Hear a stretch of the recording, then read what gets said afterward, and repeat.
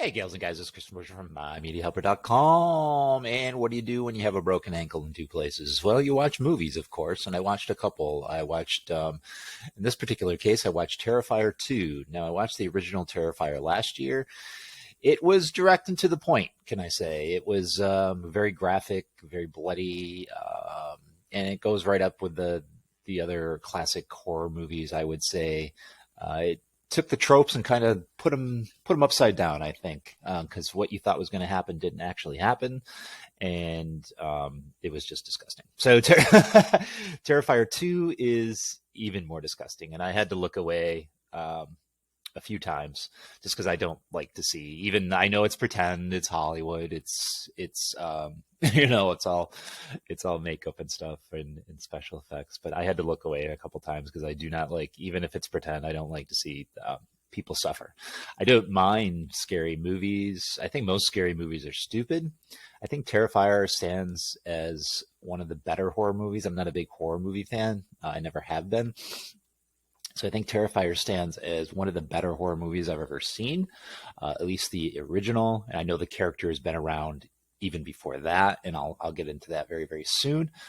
Terrifier 2 was a good movie. It was a very long movie, and it was like 2 hours and some minutes, like 2 hours and 10 minutes or something like that. I wasn't bored at any time. I just don't like to see people hurt, if it's pretend or not, if it's real life. Obviously I don't want to see anyone hurt in real life, and pretend, like torture porn movies. I Spit on Your Grave, which is a movie that I like. It's a movie that I had to turn away from, and there's a scene in this too that I just had to turn away from. He's hacking up this girl, and I couldn't watch it. It's not a terrible movie. I'm not denouncing the movie in that any way like that, because it is a well put together movie. I'm just there's just certain scenes I had to look away. I didn't want to see that. So don't take that as demeaning to the movie, because it was a good movie. So let's get into Terrifier and where it came from. So Terrifier 2 is a 2022 American splatter slasher film written, directed, edited, and produced by Damien Leone. It is the sequel to Terrifier and is the third feature-length film to feature Art the Clown. Now, I saw Terrifier, and obviously I'm reviewing Terrifier 2, so I'm not sure what the other movie is. It features the return of David Howard Thornton and Samantha Scafidi, and sorry if I butcher their names, I always do, who respectively portrayed Art the Clown and Victoria Hayes in the first film. The film originates from a feature film concept Leone began developing shortly after filming his directorial debut short film, The Ninth Circle. I've never seen that. The concept of the planned film focused heavily on angel-dressed heroine and ultimately fell apart, but after the release of Terrifier, Leone wanted to bring the heroine back as the protagonist, and she would evolve into Sienna, someone Leone described as heart and soul of Terrifier 2. Leone spent 3 months writing a character-driven screenplay following criticism of the first film's perceived lack of narrative, and I don't believe that's true as far as the first film. The film, there wasn't a lack of narrative. It was a very very good film. But I digress. Funding for the film was exacting, as the script was more ambitious than the first film and required a bigger budget, which you can certainly see in the film. Leone secured finance from private investors before filming, and he launched Indiegogo campaign with a $50,000 goal to film the practical effects-driven scene. The campaign was massive success, reaching over 430%. So what does that mean, kids? It means he came up with $250,000 in donations, so over what he was asking for, if you're doing the math. It is one of the numerous films impacted by worldwide COVID-19 pandemic, with principal photography coming to a halt mid-2020 due to pandemic lockdowns.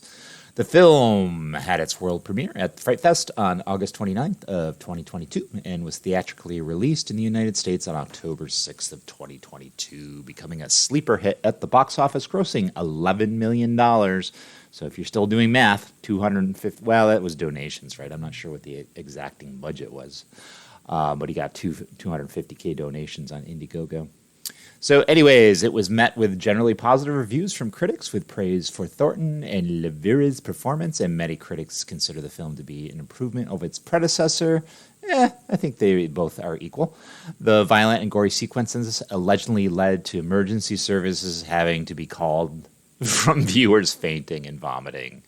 Then look away. I don't know how true that is. It's great promotional fodder for the film, I'm sure. Now, I don't want to give too much away. This might be spoiler material, but it goes into the mystical. So I think back to like, right, Michael Myers, Jason Voorhees, and they keep coming. You know, they get the shit, they get butchered up, the shit beat out of them in each movie, and they always come back for their predecessor. And I'm thinking for art too.